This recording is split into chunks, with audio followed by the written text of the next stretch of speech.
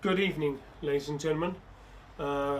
Good evening to my show. This is my 5th show, and right now I am going to present a show. Coming up in today's show is 2 interviews by one man, Yitscak Gad. One interview was actually a bit of a small lecture on behalf of David Badian. These are the other 2 interviews that were conducted as a result of a media assignment that took place in Israel this last April, which I was privileged to be a part of. The media assignment was to connect with 3 people that we did. Rachel Avram, an author and journalist, Yitscak Gad, an author, I think journalist, but also a politician of some form, and David Badian, a well-connected journalist as well. Coming up in today's show, the first of the interviews that we're conducting, that I will be presenting in my show, is an interview with Yitscak Gad, taking place in his apartment on his balcony in Netanyah in Israel, in which he discusses issues relating to geopolitics within the Middle East and the problems that exist with understanding how the problems are going on in Israel, namely the issue of the right to return, subjects like the right to return, the origins of Palestinian terrorists are discussed. There will be some footage included in this. Some of it will be disturbing, but unfortunately I have to say this now, that anybody who ever goes to Israel and actually is not a tourist but actually a visitor of Israel and gets to connect with Israelis will know that at some stage you will inevitably come across problems like this, because it will be discussed. The issues in Israel are very complex, very tough and very demanding, not for the faint-hearted. I hope you enjoy these interviews. The first one, as I said, is Yitscak Gad. This interview was taking place in his apartment on his balcony in Netanyah, and in which he discusses his book and Arab-Israel related topics. I hope you like this interview.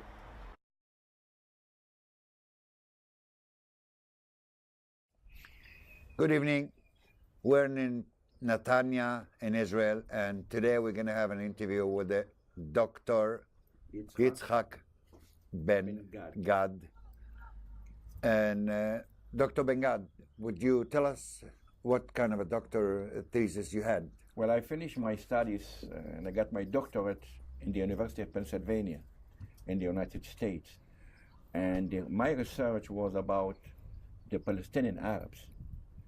When they came from Syria, from Egypt, from Lebanon, from Jordan, they came here because of the Jewish presence here, and they developed the economy, and they came here to make a living. But they came here and stayed here. For example, take a few names of the Palestinians. Halabi came from Halab, Syria. Aleppo. Masri came from Egypt. Mitzrayim, Egypt. Like Yasser Arafat. Yasser Arafat, and they say he was born in Egypt. In Cairo. In Cairo, not here. So he also came here. So many names of the Palestinian Arabs. They really didn't belong here. They came from the Arab countries. And it's very funny when they blame us that we came from other countries to here. They themselves came from other countries to Palestine. So, I don't know. Another question. Are you a refugee? Well, I'm sorry to say that, yes, I am. My father used to have a supermarket in Tripoli, Libya. And the peaceful Jewish community was attacked in 1945 by the Arab mob. They killed 140 Libyan Jews. All their fault was that they were Jewish.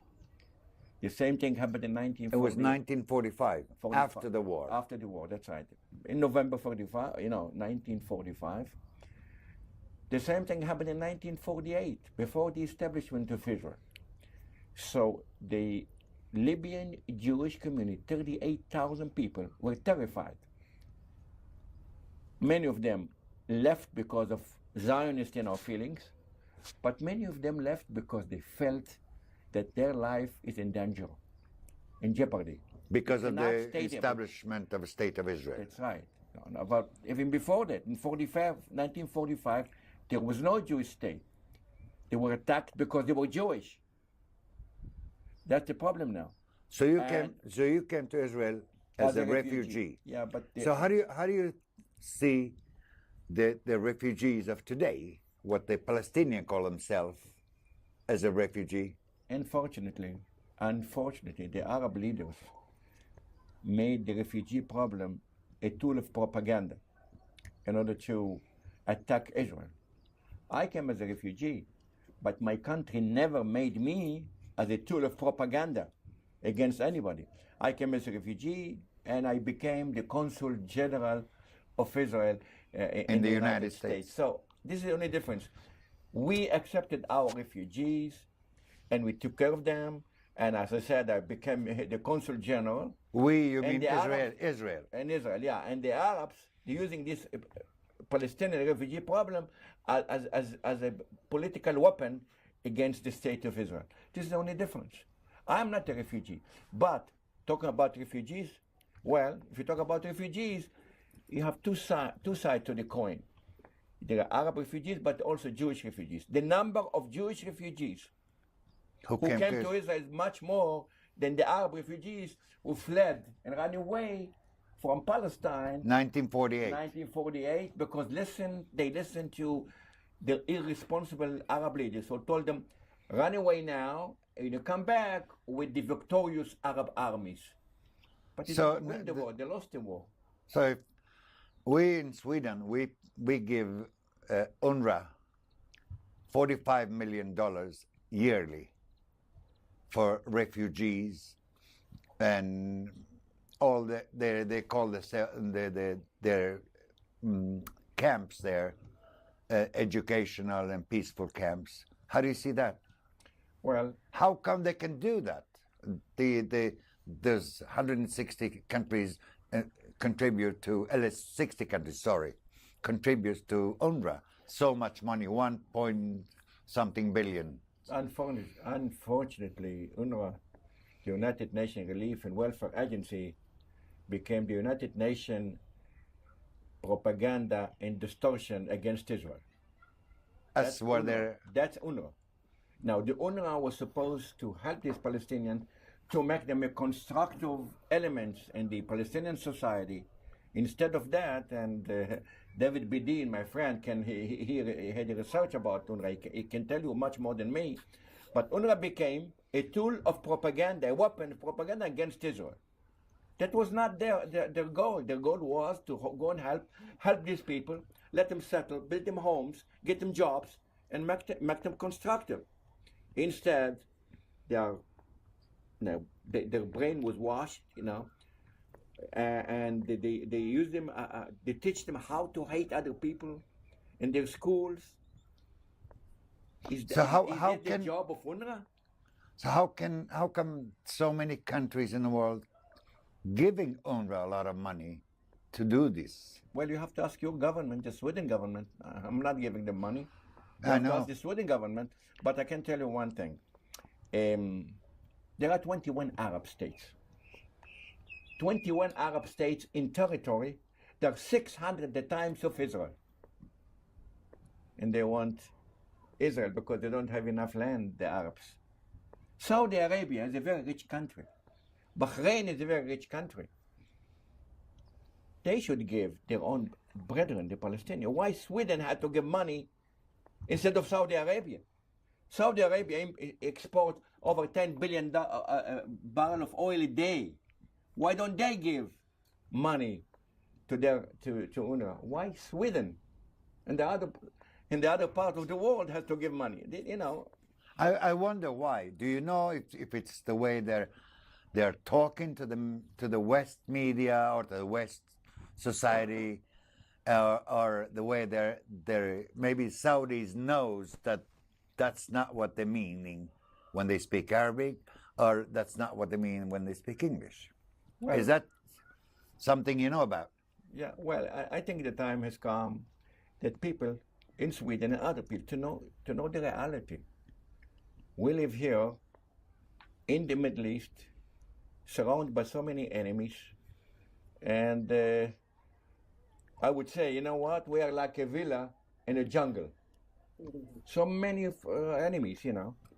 And look, I'm a son of a rabbi. My father was the chief rabbi of Libya, blessed his memory. And he became a soldier, became an officer. Why? Because the Arabs forced me to hold the machine gun and fight. And I'm fighting for my existence, for my life. I'm doing it. And when somebody fights for his life, even if he's a coward, he becomes a hero. Because there is no alternative. In Hebrew we say, "En brera," no alternative. We have to fight for the state of Israel, and unfortunately I lost tens of my best friends in the 6-Day War, in the Yom Kippur War, in the war of attrition between the two wars. I lost of them. Some of them could have been my age now. But this is, you know, we're here, we're going to stay here because we have nowhere to go. This is our country, this is our home. So I'll go back to UNRWA. I'm very interested. How come they can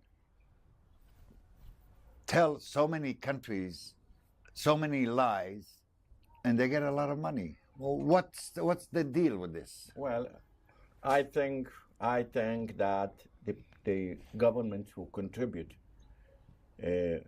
money, they have to ask themselves, where does the money, does our money go where?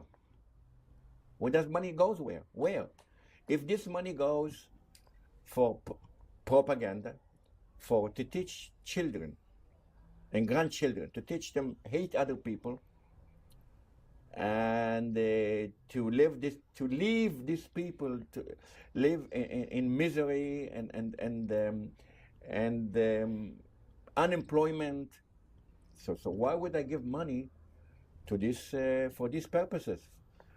To give money, if you give the money to build homes, to give people, you know, education, a chance to give people a chance to work and make a living, that would be good. But to give money in order to that money would serve to keep these people for generation, miserable people, they hate other people. I think this money should be stopped. And I think it was a mistake. UNRWA is a mistake. And the government to contribute money should stop it. And the time has come to tell these people, look, listen, you have to change your status from refugees to normal people, to other people. And if you wait, look, you waited for so many years, since 48. Now we are really in we're in 2017. What you waiting for? Messiah to come? No, but they were waiting. What? They are giving inheritance to their children and grandchildren to become refugees still, so they can have a card against Israel. Is that so? That's right. I mean, the time has come to stop using UNRWA as a weapon against Israel. The time has come to face reality and to tell these people, look, whoever tells you have to go back to Palestine, it's a bluff. Don't even believe them.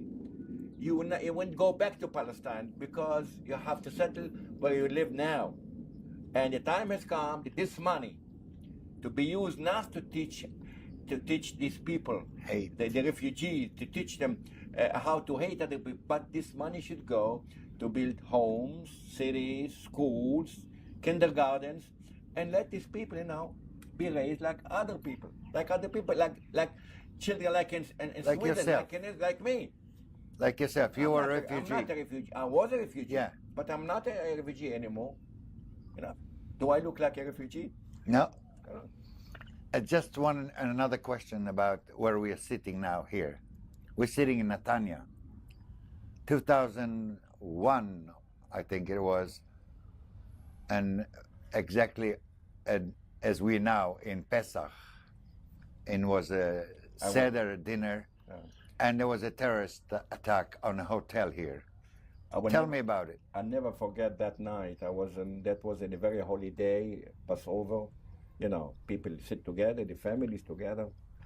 And we heard in the news that there was a big explosion in the Park Hotel, which is not far away from here. I left everything, and I came to the hotel, and I couldn't believe the blood of people dead. Was All body people, parts. men, women, children, you know, people, all people.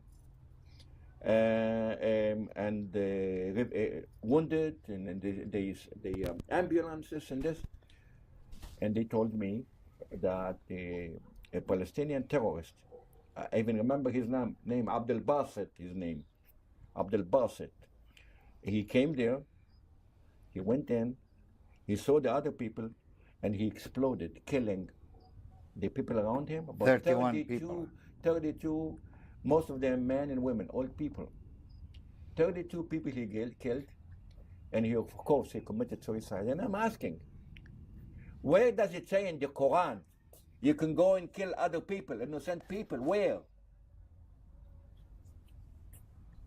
So he went to do it, and he wanted to be shaheed, a martyr, to enjoy with 72 virgins, you know.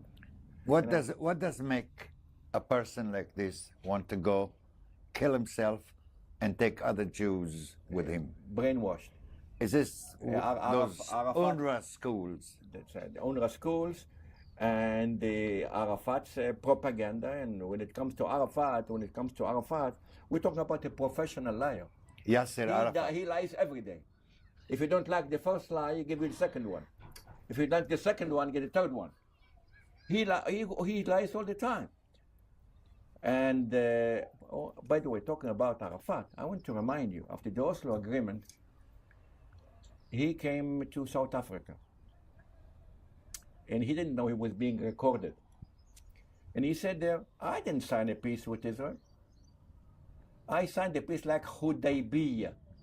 Hudaybiyah is a name of a place where Prophet of Islam, Muhammad, signed a peace treaty with his enemies from the tribe of Quraysh. Persian. But he had no intention to honor or to respect that agreement. He said, I am doing it because I'm weak now. The minute I get strength and I get soldiers, I'll go and violate this agreement and break that agreement. And he did. The Prophet Muhammad. Muhammad, yeah. So, and then he won the war against his enemies. So Arafat said, it's like Hudaybiyah. He didn't mean, when he saw it there, standing there, with Bill Clinton, American president, and the late Yitscak Rabin, our prime minister, and Shimon Peres, bless his memory, was deputy prime minister. He didn't mean it. He meant to violate it the minute he could. More than that, you want a proof?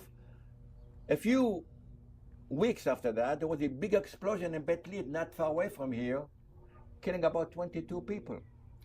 There was a big explosion in Dolfinarium in Tel Aviv. Boys and girls came to discotheque to dance. When they came out, about 30 of them got killed. By what? By Palestinian terrorists. So to sign the agreement is one thing, but to keep it for Arafat is another. To honor. He never meant to honor that agreement, the Oslo agreement. I wouldn't say even Oslo agreement. I would say Oslo disaster. That was the Oslo disaster, not the Oslo agreement. Because of this Oslo agreement, tens of thousands of Palestinians came here. Some of them are terrorists, killing our people. I mean, these are our neighbors. We have to live with them. We don't hate them. They hate us. We don't hate them. All we want to live in peace with you. And for example, the Palestinian Authority with Abu Mazen saying that he doesn't want a Jewish state. Why?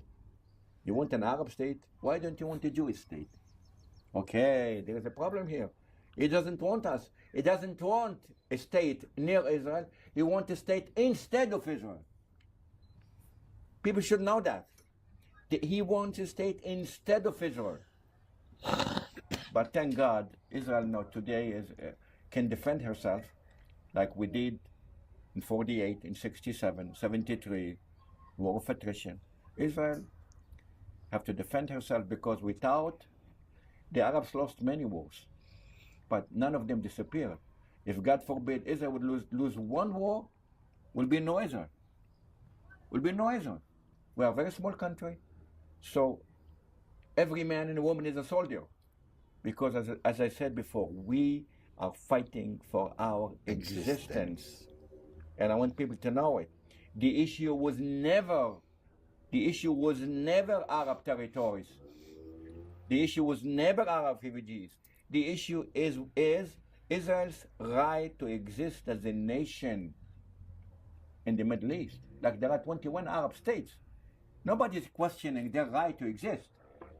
But our right to exist in our homeland, and I wanted to know, probably the roots of the Jewish people goes 4,000 years ago. King David was in Jerusalem. King Solomon was in Jerusalem. All our history and our religion is based on Jerusalem and the Holy Land. And the UNESCO now. And it's ridiculous. This UNESCO is simply ridiculous. For UNESCO, if they decide tomorrow that the world is not round but square, they will get 2/3 majority. I mean, it's so ridiculous. That's again here Arab propaganda. The time has come to stop lying. But how and can face you? reality? But how can we tell the West media and the countries that the Arabs speak in two different languages? Well, one, the nice one that they want to hear, and the other one to their own people, what they want to hear. remember what I said about Arafat? He's a Yes. professional liar. To the Western media, he speaks in broken English. He says something nice. He wants to save in peace. He doesn't hate the Israelis. When he speaks Arabic, and I happen to know Arabic, he says it's completely different. The Jews are the enemies. Israel is an enemy. Israel is apartheid. We are apartheid. Listen to this. We are apartheid. We have 30 numbers in the Knesset, in our parliament, Arabs. Arabs in Israel enjoy the same like other Jews. They get the same payment if they work. We have doctors, physicians, engineers, Arabs. Nobody's threatening them. They live in a democratic. We are the only democracy in the Middle East. We have elections. We elect our government. Democracy. Where do you have a democracy? Where? In Egypt? Where? In Saudi Arabia? We are the only democracy where people have rights to speak, to express their opinion, and nobody is suing them or Putting them in killing prison. them. Yeah. So we have to. People have to understand. Israel is the only democracy in the Middle East, surrounded by so many dictatorships and corrupted governments, corrupted leaders. And the time has come that the world should know the truth. Unfortunately, there is so much propaganda around, so much hatred around, and so the picture is very twisted. The time has come to correct it. Yitscak, I want to ask you this. We know that the Arab countries, Lebanon, Syria, Jordan, all over the places where the Palestinians are, they're keeping them as a refugee in their own As a country. political weapon against Israel. Okay. But why does a democratic countries in the West world helping the Arabs to keep doing that? I think this is a very, very good question. We have to ask these governments who give the money. They give the money of the taxpayers. Our Swedish. Yeah. Why you have to ask them, why would you give money to these people when they teach their children to hate other people? That's not your intention. Your intention is good, positive intention. You have to insist this money goes to make these people normal people, that be constructive people, that can make a living, build a home. You can do that. But by giving people $45 million to what? That they sit in school in Gaza or in Jordan, and their teachers, from UNRWA teachers, to teach the people, the children, about to be shaheed, to be a martyr, go and kill yourself and kill other people, brainwash them. Is that the intention of the Swedish people or the Swedish government? No. So we have, I think the time has come that the governments who that contribute this money have to ask themselves, where does this money goes? Where? First of all, in 1948, in 1947, the UN partition plan, we accepted a state with the ridiculous border of 48. Who violated that resolution of the UN resolution? The Palestinians. And they attacked Israel in 48, but they lost the war. Okay?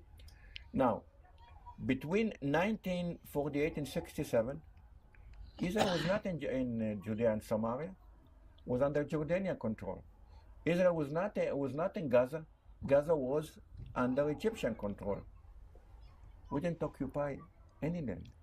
The 67 war was initiated by the Arabs, by Gamal Abdel Nasser, the Egyptian president, by the Syrians, the Jordanians. They attacked us from all sides. And we had to defend ourselves. And we found ourselves in Judea and Samaria and Jerusalem and the Golan Heights. So we did not initiate the war. And we are willing to have peace with the Palestinians. But we're not willing to go back to the ridiculous ceasefire lines of 67 before the war. Because these lines... The one behind us there. That's right. They're not even borders, they're ceasefire lines. This one, the one who initiated the war of 67, so don't go back. More than that, I think that the UN Security Council 242 from November 1967 speaks about secure and recognized borders. The lines of 67 were not secure. And they were not recognized borders either. Border that we can defend ourselves in case, God knows when, in case we have peace with the Arabs, we have to defend ourselves. In case they will change their mind, we have the minimum land to defend ourselves. So Israel is not an occupying territory. Nobody occupies his home. I'm not going to occupy my home. It's my home. If, as you said, before 67, the West Bank, or Judea and Samaria, they call that the West Bank, belonged to Jordan.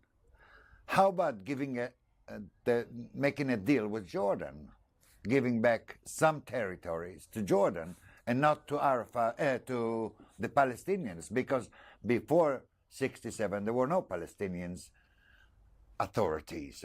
That's right. What do you think of that? By the way, I want to remind you that between 48 and 67, no Palestinian spoke about the Palestinian state. No. They didn't mention that. It was in your territory. Why didn't you? Now, in my opinion, the best solution is to give part of Judea and Samaria, part of it, to King Abdullah of Jordan, and to have a kind of federation or confederation between Jordan and the part of Palestine, because we have peace with Jordan. You deal here with the country, with the king, not with a bunch of terrorists who are killing our people. And believe me, if the Jordanians will come to part of Judea and Samaria, will be no terrorists. They will make an order in 48 hours, quiet.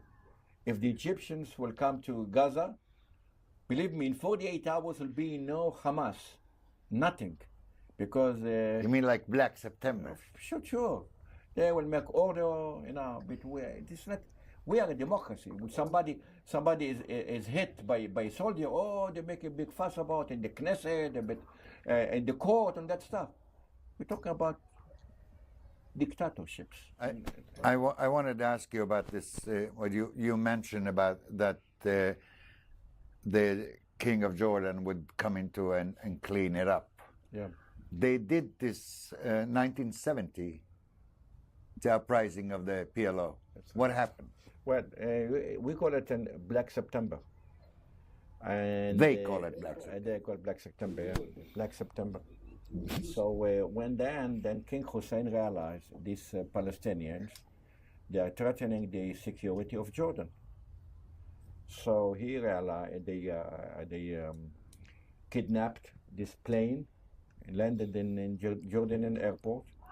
The government was embarrassed by all the world. Hussein felt he has no authority in his own country, so he said his Bedouin, the nomads, in the army, and they fought them, killed them. Some of them, these terrorists, ran away to our border. No, they know the minute they come to Israel, they are safe. Had they stayed there, they've been killed. So that was Black September. And all I want to say, the Arab leaders, when they want to have an order, they don't talk about court or about what the people think. Just go and kill. That's it. I want to remind you, in 1982, Hafiz Assad, the father of Bashar Assad, killed about 20,000 the Muslim brethren. Killed them. And nobody spoke about it. That's it. Get rid of your enemy, just kill them. That's it. Not in Israel. We are a democracy. We have one soldier that they blame him now that when a terrorist came to Jerusalem to attack other people, he was hit, but he was not sure dead. So he came and shot him. Oh, they make a big issue of it. How could Israeli soldier kill a terrorist? Kill a terrorist? And he's in the court only 6 months to talk about it. That shows the difference. We take care. We are a democracy. The life of a human being is holy, is sacred. So don't go and kill other people. That's how they use it against us. That's right. Yeah. Against the Israelis. Yeah, but we mentioned before to be a martyr, a shaheed. You say shaheed. I remember one time I was a teacher, I was a consul general, and I was in one of the universities. And this guy stood up and said, I want to be shaheed with 72 virgins. I said, sir, perhaps you are wrong. It's not 72 virgins. It's a virgin of 72 years old. Okay?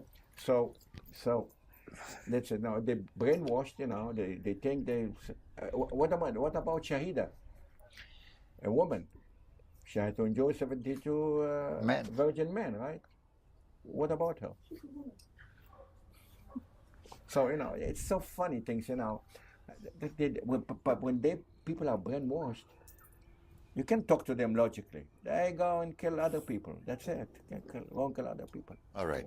What I wanted to ask you too, that we talked about these two different languages, the Arab and the Palestinian speaking. What do you think that the media in the West is being bought by Arab money and not letting the truth come out? Here is the problem. Because the Arab money have a big money, a lot of money they have, and they go and buy the media, and don't expect the media that was bought by an Arab to be objective.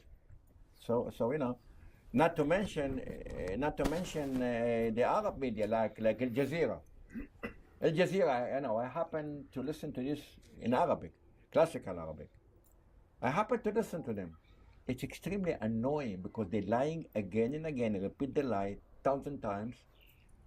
For them, the only devil in the Middle East is Israel.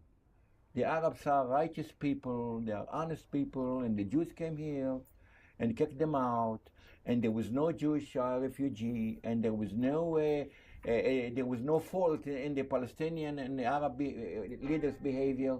Nothing.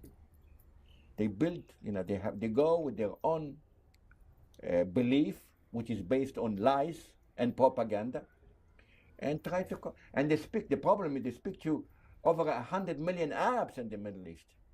Al Jazeera. Al Jazeera, very known. Al Jazeera, yeah. Mm-hmm. So we have a problem here with the media. with the Western media, and I hope the time has come that people should know the truth. Okay? Without the truth, you cannot achieve peace. Propaganda is a terrible weapon that spreads hatred and all the evil things that could be. The minute you follow the truth, and the truth is we are in our country, the land of Israel. We are not occupying territory. We are willing to give part of it to the Palestinians. And as I said before, the issue is not a Palestinian state. The issue is a Jewish state. The Palestinians don't want a Jewish state here. Abu Mazen, who is considered to be moderate, right? He said, no, I'm not accepting the Jewish state. Why? Why would you have an Arab state and not to have a Jewish state? No. And he goes and asks about to let the Palestinian refugees go back to their homes. But there are no homes. Why put in their mind the bluff that they're going back to their home? There are no homes. In Jaffa, in Tel Aviv, in Netanyah, where we are here now. Why, when you go back to the ceasefire lines of 67?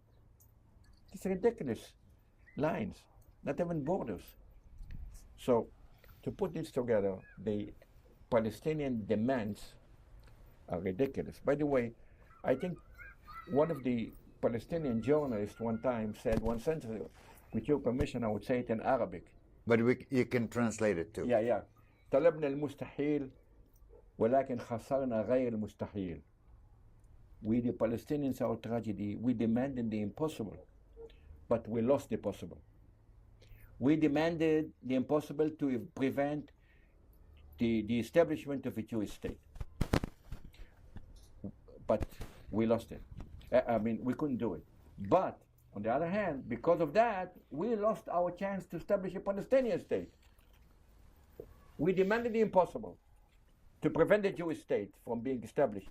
But we lost the possible to establish a Palestinian state. In my opinion, this is the tragedy of the Palestinian people. They never ever had responsible leadership that can face reality and act accordingly. We have in 48 David Ben-Gurion, the late Ben-Gurion. He was a leader who faced reality. He said, in light of these circumstances, I think we could go for a state, which was very ridiculous. The vote was very ridiculous. But he was a leader. Like, many other leaders, make a decision. The Palestinians did not have a responsible leadership. And as I said before, from Haj Amin al-Husseini with Hitler, and then go back to Shukairi, and then Arafat, and now Abu Mazen, all of them, they refused to face reality. All of them, they demand impossible things. And a leader should be courageous enough to face reality. They refuse to face reality. Do you think the new administration in America, the United States, as their ambassador to the UN says, there's a new sheriff in town? Well, do you think it's going to do something to... First of all, I have a program called Zarkor in Hebrew every Thursday, and I won one of the very few in Israel. He said he may surprise and win the elections. Why? Because he spoke about painful issues to the American people, and he made it. And I hope and pray for him to succeed, because America is the only superpower, and America, if she is the policeman of the world, even if they don't want it, you have to be. There is no other one. So I hope that Donald Trump, the new president, would succeed, to bring peace to this area between Israel and the Palestinians. You think he can get to the Palestinian to face reality? That's what you get. That's $1 million question. Or that, I don't know. Look, the issue is not business, a piece of territory. As a businessman, he succeeded to prove that he's a billionaire, right? But the issue is not a piece of property here. The issue is thoughts and religion and culture. That you cannot change so fast.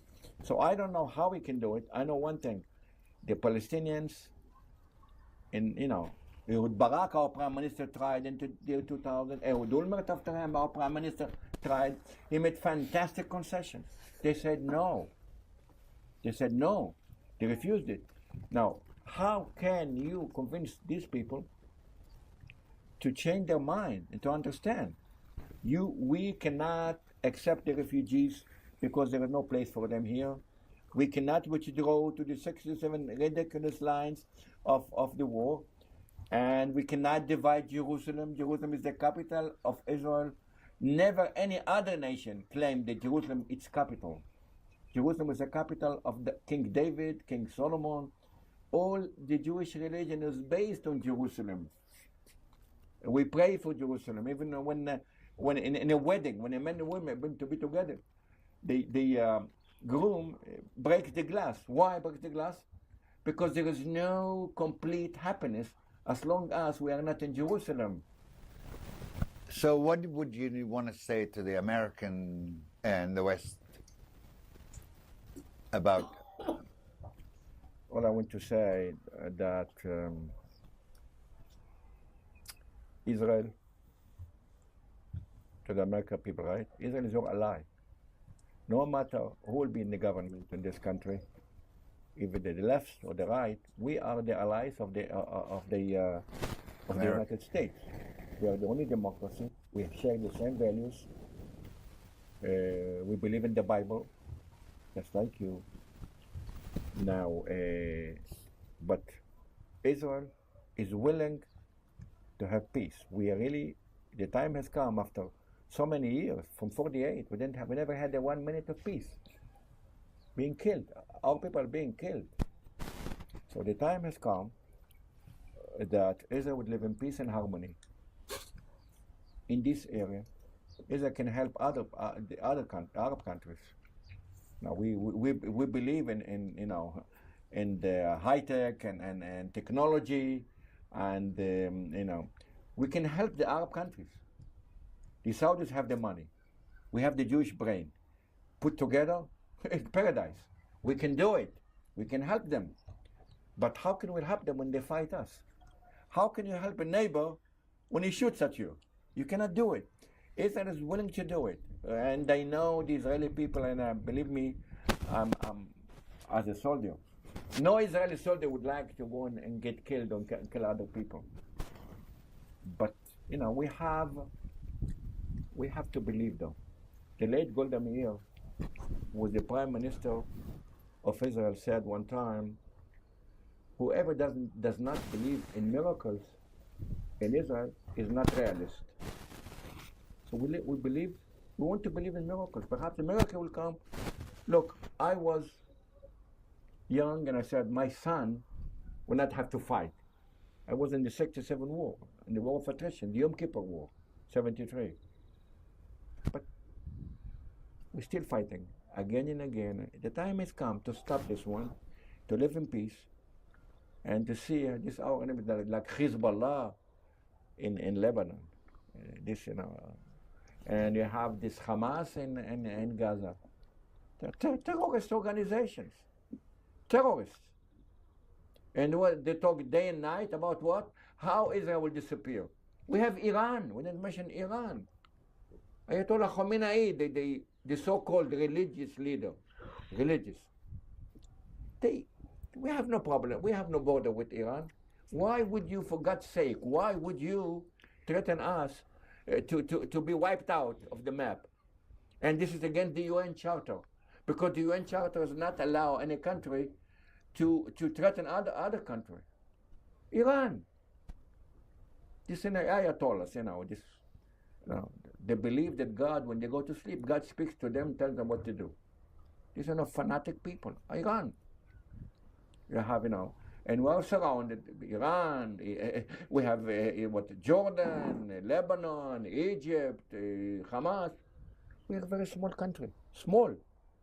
So But- what we would say to Donald Trump helping the UNRWA, giving money to educating people to make war with us? I think America should not give one penny for the American taxpayer to this organization, UNRWA. UNRWA teach people to hate and then go to war. People go to war because of hatred. Hamas is a terrorist organization. They believe in their charter, Israel has no right to exist. Should they give money to Hamas in Gaza that teaches their children to hate and kill? That's wrong. So the American administration should stop sending its money, the American taxpayer, to these purposes. I think they should stop it.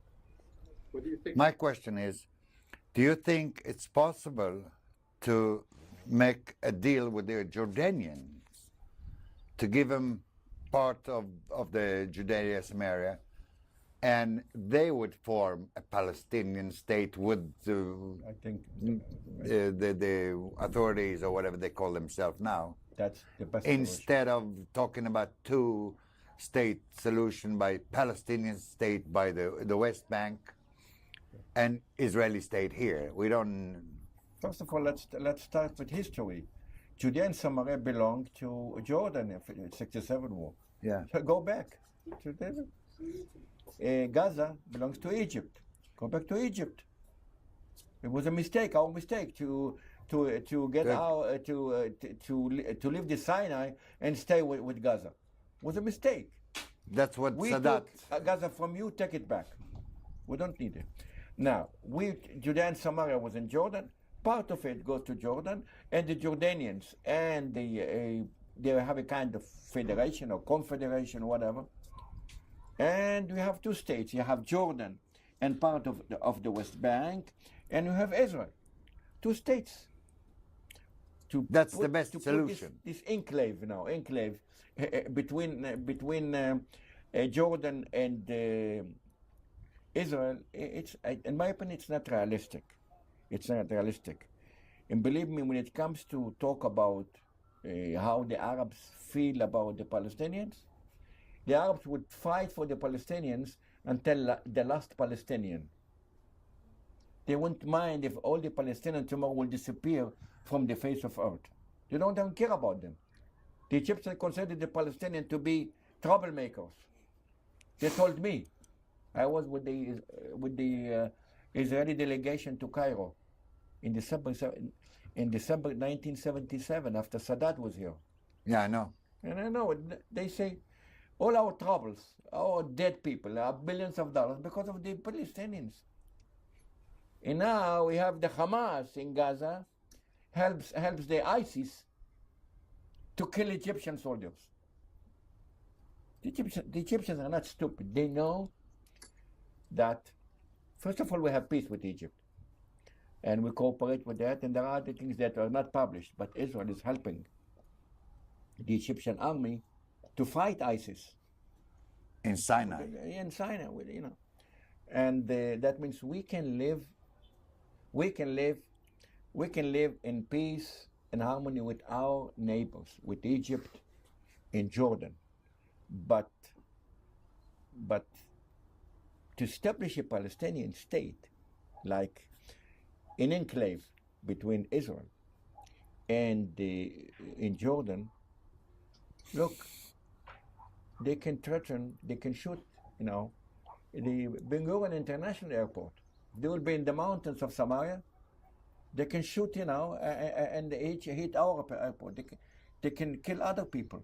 So, and these people, they prove they are terrorists. There are many Hamas people in the Palestinian Authority. If elections will be there today, the Hamas will take power. Abu Mazen is out.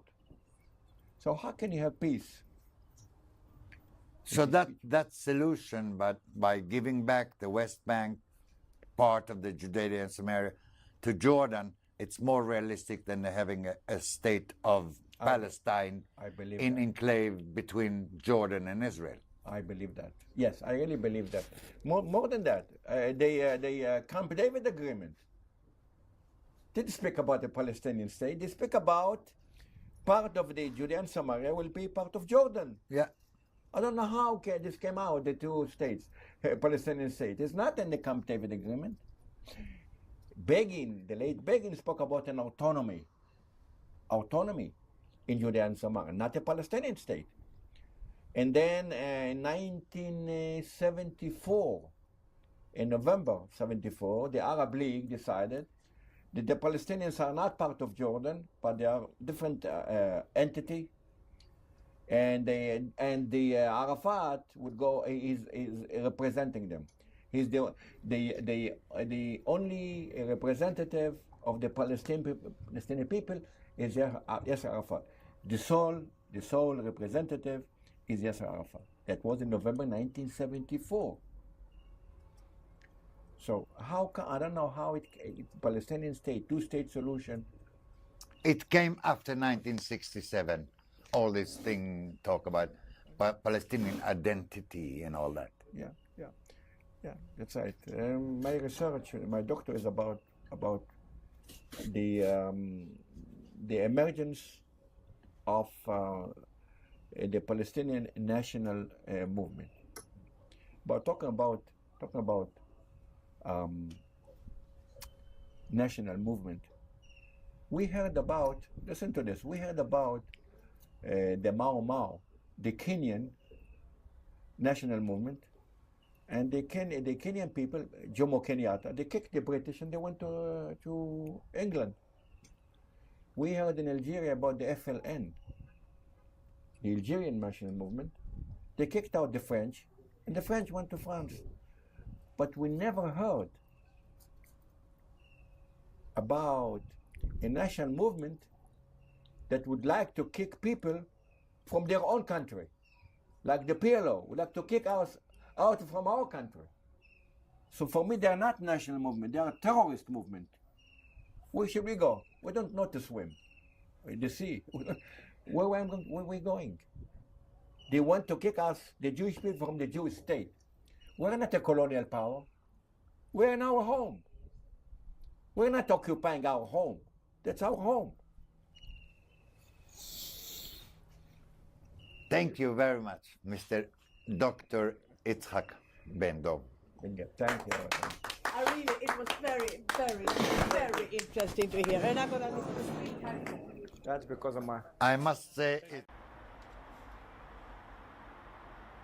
I hope you enjoyed that interview.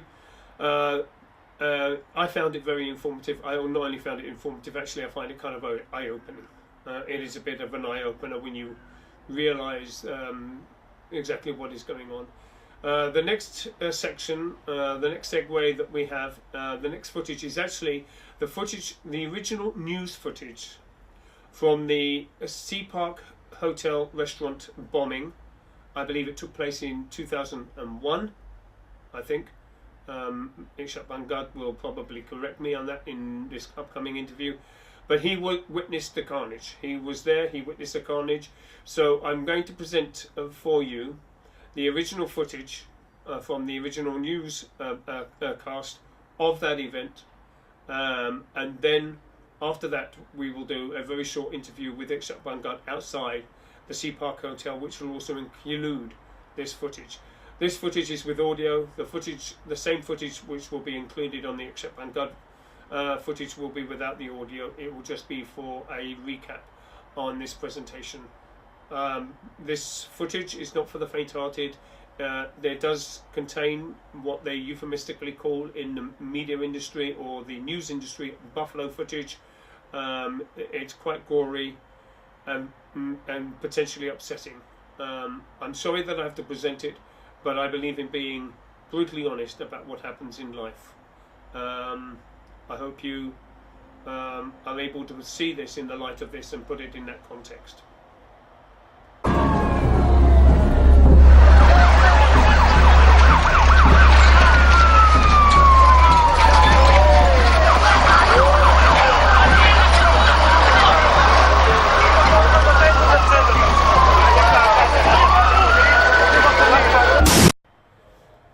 As you can see from that footage from the bombing of the Sea Park Hotel, it was actually quite a scene. That was a short clip from the news footage which aired out on Israeli TV. By the way, that news didn't get to the West. The reporting and the event of the bombing of the Sea Park Hotel, as best as I know, did not make Western news bureaus. It didn't go out on the line. It was not wired. And Reuters, as far as I know, Reuters, Associated Press, and any of the mainstream major news bureaus did not post or file this report. As you can see, and as you have seen, it was a gory scene and not a nice scene. Now we have an interview with Yitscak Ben-Gad outside the Sea Park Hotel, of which I have included this footage minus its audio, just to recap, and yet again, I hope you find it informative, and yet again I apologize for the carnage that's associated with this footage, but I believe in being honest. Here's Dr. Yitscak Ben-Gad being interviewed outside the Sea Park Hotel. It's a very short interview. Enjoy.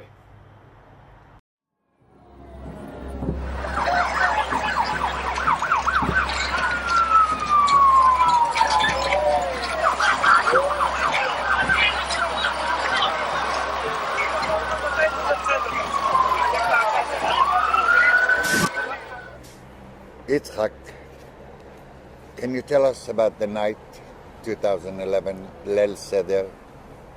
What happened here in that hotel?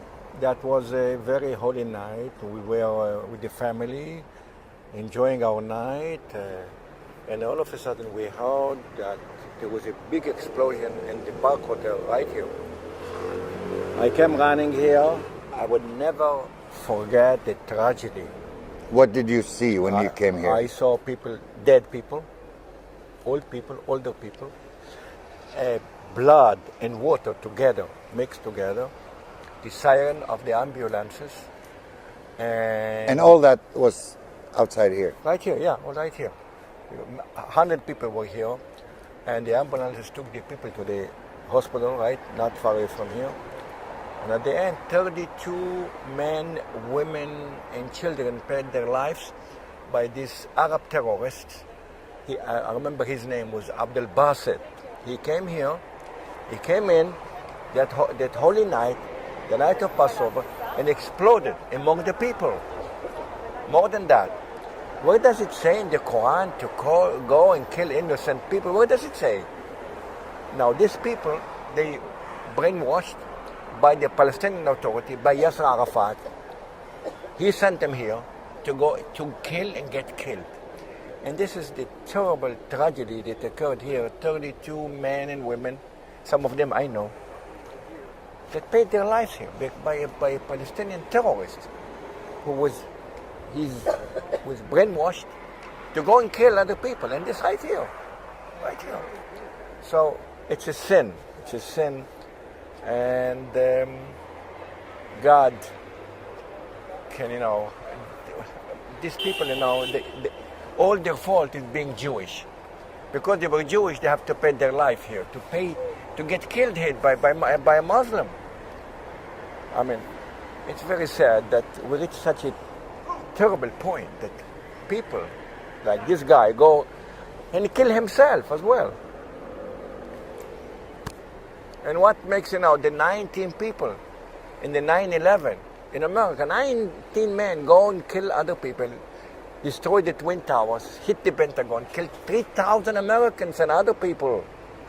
How come 19 people brainwashed, once again, by the Arab propaganda, Palestinian propaganda, go and kill and get killed? Mm-hmm. I mean, the time has come to stop this bloodshed, to live in peace. I pray, and as a son of a rabbi, I hope the day will come that we can live, Jews and Arabs, together in peace and harmony.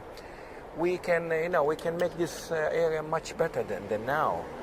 Stop this bloodshed, stop this wickedness, stop this, propaganda.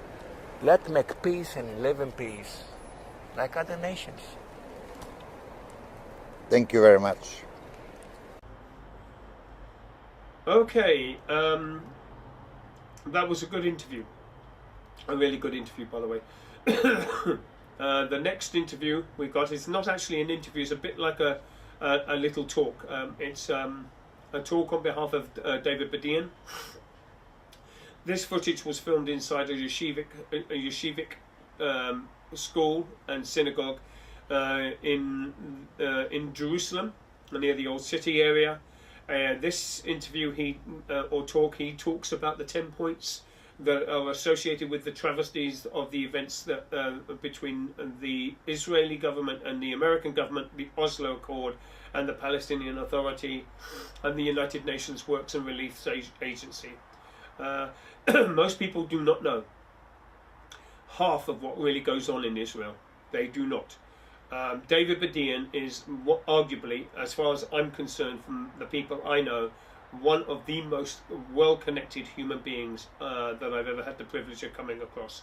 David Badian has interviewed some of the top names. He's had interviews with Yasser Arafat, Yitscak Rabin, Shimon Peres, some of the American presidents, some of the British premiers, and some of the premiers from other nations, as well as some of the leaders and movers and shakers in the Arab-Israeli conflict. He has a take on life that is not really widely reported even within Israeli circles. So what he's going to say is going to kind of upset a lot of people, particularly Jewish people, who think that there is a, generally speaking, a one-sided version, an Arab versus Israeli issue. David Badian will assure you, if you ever sat down and had a chat with him, he will assure you that all is not what it appears to be with regards to the Arab-Israeli conflict, particularly when it comes to the issue of the United Nations Works and Relief Agency, UNRWA, and of course the Palestinian Authority. He's written a book which he signed for me to keep, which is called The Genesis of the Palestinian Authority, and he in there has a collection of articles and reports that he's filed to various news bureaus and put out on the wire, and the quotes that he has are actually quite scary. What he says about what's going on and how the Palestinian Authority are funded and how they get their revenue would even upset some of the most ardent Israeli supporters. Not for the faint-hearted. I don't do things by half. I believe in saying it like it is, and if I have an opportunity to present a man's case, a story that does need to go out on the wire, then please, I'm sending this out on the wire. Enjoy the David Badian footage. I loved every moment of what he said. I enjoyed every moment because it kind of suits my profile. Enjoy this one.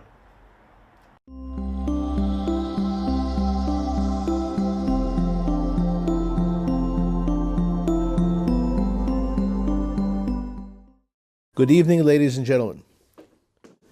This program, coming right before Passover, is a very interesting one. Because on Passover, Jews have a tendency to reflect on those who threaten the Jewish people. And for the last 28 years, the United States government more or less gave a green light to the PLO to say what it wanted, do what it wanted, without any real interference from the United States government. The question is, after 28 years, will the Trump administration allow the PLO to trample on Trump? Now, with the new U.S. administration, the time has come to examine how the United States allowed the PLO to trample upon U.S. government policies over a period of 28 years. And to transform, and the concept I'd like to present is how the 10 discretions of U.S. policy towards the PLO should be made into an American policy issue and not an Israeli obsession. Okay? It's very important to understand that Israel has been dumped upon very, very often, not only by the United States, but by nations around the world. And often the PLO indiscretions aren't discussed at all. Now, I want to go through 10 policies that the United States imposed over the past 28 years, which need to be examined, need to be questioned. The first, we go back to December 1988, during the last month of the Reagan administration. The United States recognized the PLO in December 1988 on condition that the PLO recognize UN Resolution 242, which required the PLO to embrace the right of every nation to secure boundaries, especially Israel. However, the PLO ignored these requirements for U.S. recognition of the PLO, and still the U.S. recognized the PLO. It was a very strange circumstance, asking Yasser Arafat, then the head of the PLO, to denounce terrorism, and as he walked through the corridors of the UN in Geneva, people said, "What are you doing?" "I'm denouncing tourism." No, terrorism, to get it right, terrorism. Anyway, when he got to the dais, he did denounce terrorism. And he mumbled something about 242, which wasn't clear. Yasser Abed-Rabo, his spokesman at the time, was asked to clarify. He said, we recognize the UN resolutions, great, but that doesn't mean that we cannot continue our struggle for national liberation of Palestine. And saying very specifically that the military activities of the PLO to liberate Palestine would not be considered by the PLO to be terrorism. Even though this was the case, the United States government went and recognized the PLO. And I asked Alan Keyes, a close advisor to Ronald Reagan, a year later when he visited Israel, why was it that President Reagan recognized the PLO despite the fact that the PLO did not follow U.S. government policies of recognizing 242, recognizing the right of every nation to exist and to continue and to grow and to prosper. The answer that Alan Keyes gave me was that the Saudi Arabian government had met with the Reagan administration and basically threatened them. The Saudis were afraid of a PLO invasion of the Saudi Peninsula. They were afraid of a PLO intifada. And what they did was to say, if you don't recognize the PLO, we'll start pulling Saudi investments out of the United States. A very clear threat. And Reagan administration crumbled. And from then until today, the PLO has been recognized by the American government. Now, the ultimate moment of formal recognition of the PLO, beyond simply the gesture to Yasser Arafat in 1988, was the PLO-Israel-Oslo Accord, which was concluded on the White House lawn on September 13th, 1993. This is the second issue. The first, again, was what happened with Reagan, the Reagan administration recognition of the PLO, and this is the second one. The PLO-Israel-Oslo Accord, witnessed and guaranteed by the United States government. What was that all about? That was about a very simple formula. The two sides would sign. It was witnessed by the United States and Russia, and it would require one thing, that the PLO get its accord agreed to by the PLO executive, that the Israeli side would get the Knesset to approve. Well, the Knesset approved it by a vote of 61 to 50, and on the night of October 6th, 1993, there was supposed to be the PLO Executive Committee meeting to ratify what they call the Declaration of Principles of the Oslo Accord. One Israeli correspondent was present. His name was Pinchas Inbari, still is Pinchas Inbari, from the newspaper known as Al Mishmar, left-wing associated newspaper. And he went into the corridor, asked Arafat, "Where's the meeting?" He says, "We're not going to have a meeting. I can't get a quorum." Therefore, the Oslo Accord, known as the DOP, was never ratified. However, the United States government related to it as if it was ratified. Very important to understand. It was never ratified. Therefore, what's called the Oslo process lasted from August 20th, 1993, when there was an initialing of the DOP in Oslo, and then the signature of both the leaders of both sides on the White House lawn, September 13th, 1993, and on October 6th, 1993, there was no ratification of the accord. However, the United States position was that they were going to accept Arafat's signature on the White House lawn at the time as being enough. And any challenge to that was not accepted. Those of us in the world of journalism who put letters to the American embassy about this issue were just ignored. No answer. Again, in Israel today, there is a word called ki'ilu, as if. They're acting as if it exists. It doesn't exist. So that's the second issue. The third issue is the U.S. made a gesture to allow the PLO to open an embassy in Washington, D.C. in 1995. However, the United States Congress passed a law that until the PLO met the requirement of U.S. law to cancel the PLO covenant to destroy Israel, they would not be allowed to open a PLO embassy in Washington. So on April 24th, 1996, the PLO gathered made a gathering of the PNC, the Palestine National Council, our agency.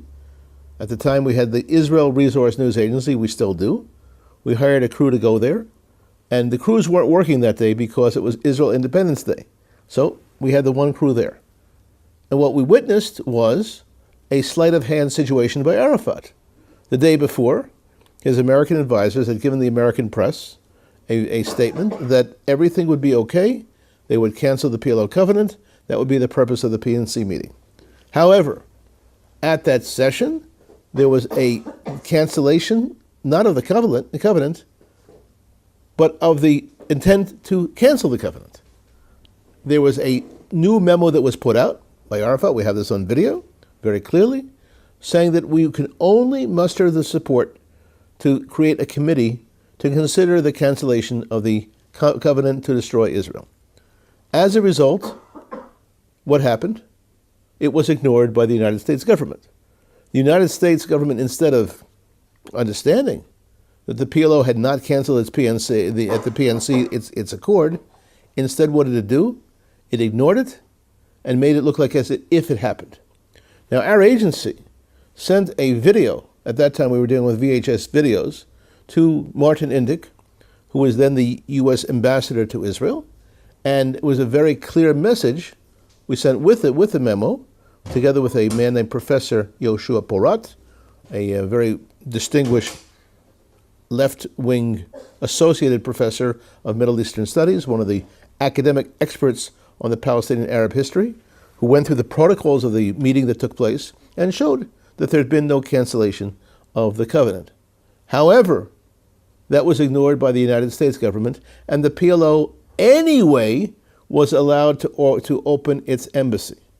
No one in Israel wanted to challenge the American government decision. Very important to understand what happened here. The American government made a very clear law, etched in stone, that no PLO embassy would be allowed. No member of the PLO would be allowed to step foot in the United States outside of course, the United Nations, and until and unless the covenant was canceled. But they did so anyway. Number 4, the United States made a decision to allow Hamas to function in U.S.-funded schools. Now, this is a very strange situation because there's a legislation on the books of the U.S. Congress passed in 2003, which is by the reinforced in 2003, but it had been on the books before, that any FTO, any foreign terrorist organization, such as Hamas, would not be allowed to function in the schools. However, they allowed it to happen. Condoleezza Rice, later who became Secretary of State, said very clearly that even if they're on the payroll of U.S. government-funded agencies, they would be allowed to function. And Condoleezza Rice asked that the PA, which was Palestinian Authority, which was having elections, would be able to absorb the Hamas despite their FTO, foreign terrorist organization status. Now, the next issue which we're dealing with is the PLO, the U.S.-funded UNRWA curriculum, instituted a war education system, which violated the UN Charter, of which the United States is a Security Council member, ignoring that completely. Then this is a situation where UNRWA, the United Nations Relief and Work Agency, basically how shall we say, nurtured the United States as its main supporter, while at the same time allowing Hamas to be a prime focus of UNRWA education. Very strange situation. An agency recognized by as a terrorist organization, handling schools, being involved with the political situation. Number 6, the United States helped create the PSF, the Palestinian Security Forces, officially having a armed force. And when our agency, with the funding of the Middle East Forum, run by Dr. Daniel Pipes, we did a thorough study of the PSF, the Palestine Security Forces, and which we noticed that the PSF included FTOs, foreign terrorist organizations, which were declared to be illegal and terrorist by the United States government. We submitted our report to the U.S. House, U.S. Senate Armed Services Committee, to the U.S. Embassy, to other factors in the U.S. Congress, and it was ignored completely. And very important to understand. We had both Arabs and Jews prepare this report, high-level, serious professionals, to show that what was supposed to be a force for peace was turning out to be a force for promoting terror.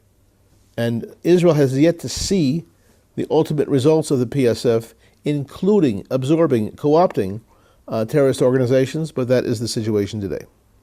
Number 7, the United States passed a law which came to be known as the Kobe Mandel Act, named for a little boy who was murdered in 2001 when he was out for a little hike with his friend.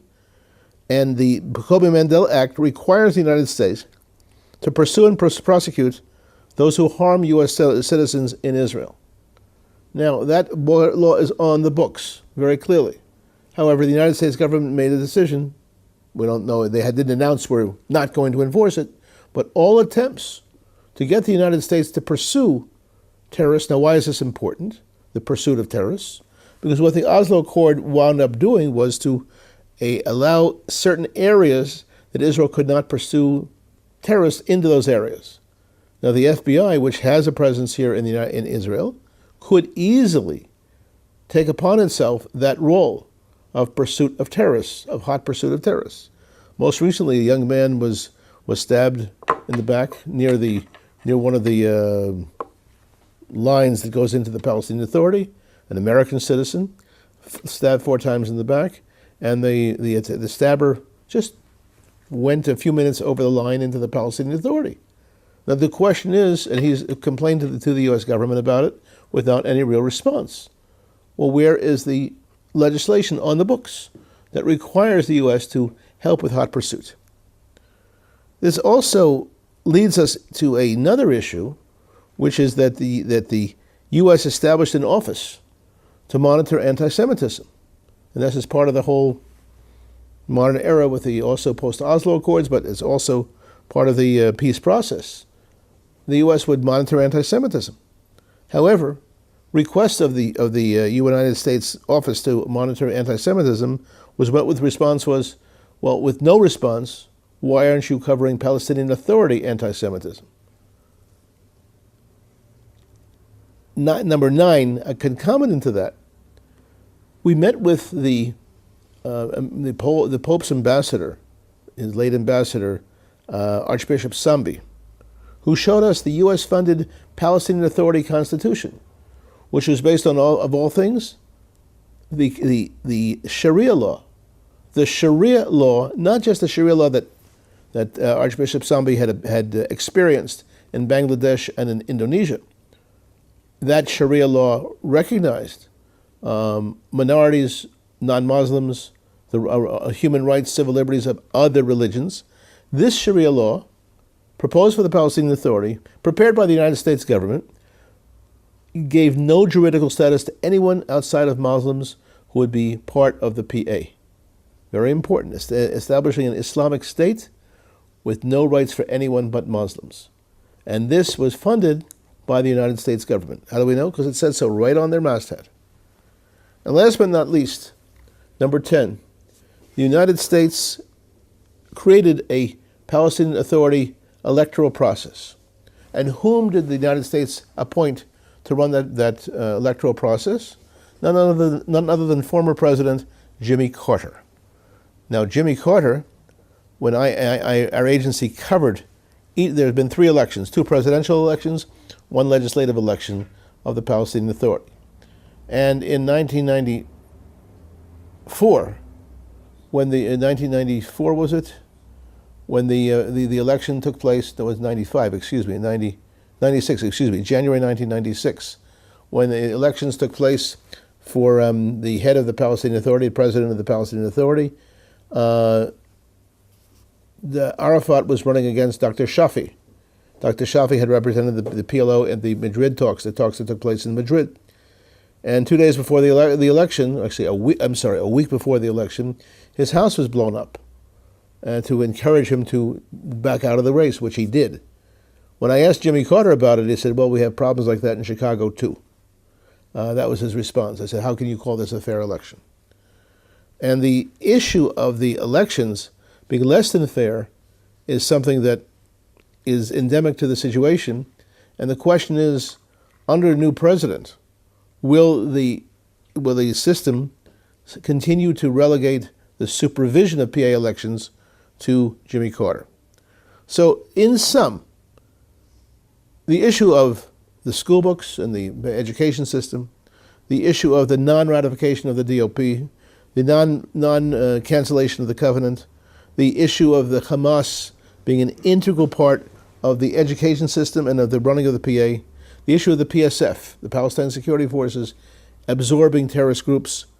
All these are issues that we're wondering what will be the position of the U.S. government in the near future. What we're wondering is, which is it going to be? Will the current president, follow 28 years of just non-response or not? We had an indication of his policy in early February when President Trump conducted a press conference in the presence of the Israeli Prime Minister, and he said, I've seen those school books. This education is wrong. And we understand from different sources that President Trump has given the green light to the Israeli government to close down and to condition funds to the Palestinian Authority education system on a basic change. So we are witnessing some change, and we'll see what happens. All I can say is, as we're watching the situation develop, we most recently saw that UNRWA, the United Nations Relief and Work Agency, spread a rumor or a piece of information that they are reforming their schools. When we asked them, and changing their school curriculum to promote peace and tolerance and acceptance of Israel.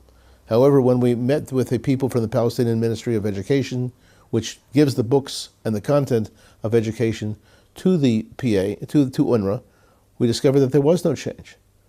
But what was changed was the impression they left with the President, with the U.S. Congress, with other factors. So there you have it. The question we have is, will the Trump administration allow the PLO to trample on Trump? Time will tell.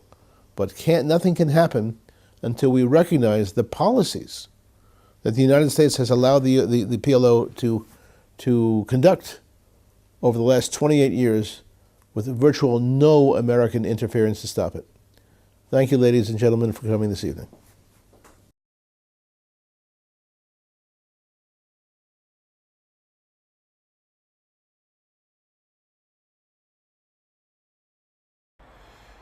I am glad that I had a chance to present the David Badian footage. I hope you enjoyed it. I hope you found it eye-opening, shocking, evocative, controversial. That's the aim. The aim of my show is to be as controversial as is humanly possible. David Badian was a pleasure to listen to him talk, to interview him, to sit down and have a coffee with him in a cafe in Netanyah on a beautiful sunny Israeli day in April. This was the 5th show that I have done so far, all centered around the Arab-Israeli conflict, and particularly the standing up for Israel. I'm signing off on this show. Please wait for other shows to come. I will be presenting some other shows which may not necessarily include Israel or Israel news or even religious affairs. I'm open to interview, and I'm open to present any story that I find nominally or negligently interesting. I really do hope that you've enjoyed my 5th show, and I look forward to seeing you soon. Bye.